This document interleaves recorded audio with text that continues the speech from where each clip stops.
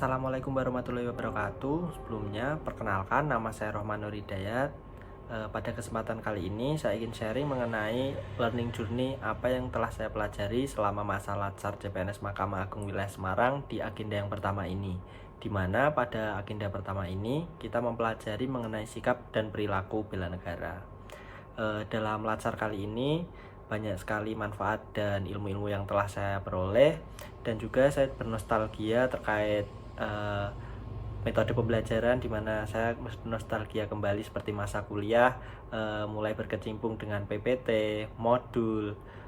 Zoom, berkelompok, dan tugas-tugas tentunya. Pada kesempatan kali ini saya ingin sharing mengenai pembelajaran di agenda pertama, yaitu ada 3 hari, dimana kita mulai dari hari yang pertama. Di hari yang pertama kita mempelajari mengenai wawasan kebangsaan dan bela negara, dimana pada hari pertama ini yang kita pelajari adalah apa saja sih pengertian mengenai wawasan kebangsaan, apa saja indikator-indikator dalam bela negara itu sendiri, dimana pada kesempatan di hari pertama ini kita juga diberikan tugas untuk mencoba mencari kasus-kasus yang berkaitan dengan wawasan kebangsaan. Dan tidak hanya sampai di situ, kita juga diajarkan untuk mencoba menganalisis bagaimana kasus-kasus tersebut bila dikaitkan dengan indikator-indikator bela negara seperti hanya cinta tanah air, kesadaran berbangsa dan bernegara, setia pada ideologi Pancasila, rela berkorban, maupun kemampuan awal dalam bela negara. Kemudian lanjut di hari kedua, di mana hari kedua tidak ada pertemuan Zoom, melainkan kita diberikan tugas dan juga materi untuk mempelajari mandiri. Di mana pada hari kedua ini justru juga menambah berbagai ilmu baru bagi saya, di mana saya dituntut untuk menyelesaikan tugas mencari isu-isu terkini yang ada di satker atau kantor tempat kita bekerja, di mana kita mulai menemukan 5 isu pokok,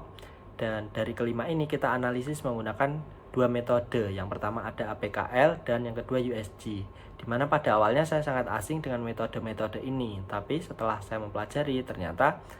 metode ini cukup mudah untuk dilakukan, di mana kita harus menganalisis unsur APKL itu sendiri. Yang pertama ada aktual, problematik, khalayak, dan layak, di mana dari metode ini akan mendapatkan 3 isu pokok, di mana kemudian kita analisis lagi menggunakan teknik USG, di mana itu urgensi, seriousness, dan growth, di mana setelah itu kita memperoleh 1 isu pokok, dan dari isu pokok tersebut kita mencoba cari apa sih penyebabnya, bagaimana sih dampaknya, dan apa gagasan kita untuk mengatasi isu tersebut. Kemudian di hari ketiga, di mana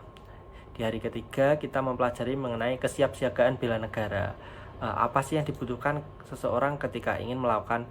aksi-aksi bela negara, di mana tidak hanya akal dan pikiran saja, melainkan kita harus sehat secara jasmani dan fisik, di mana untuk memperoleh sehat secara jasmani dan fisik itu dimulai dari olahraga, makanan-makanan bergizi, terus minum air putih yang cukup, mengkonsumsi multivitamin, dan sehingga kita bisa melaksanakan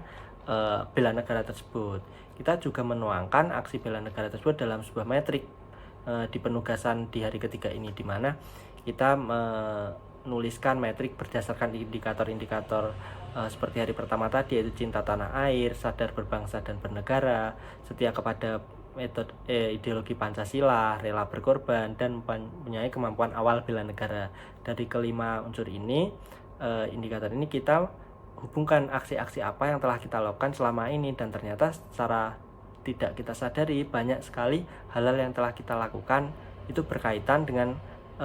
indikator-indikator tersebut, seperti hanya membeli produk dalam negeri, bekerja secara profesional sesuai profesi, disiplin, terus rasa tanggung jawab dan gotong royong, kita melakukan musyawarah dan mufakat, dan banyak hal lagi yang sebenarnya sudah kita lakukan, namun kita tidak menyadari ternyata hal-hal tersebut merupakan bentuk-bentuk dari bela negara.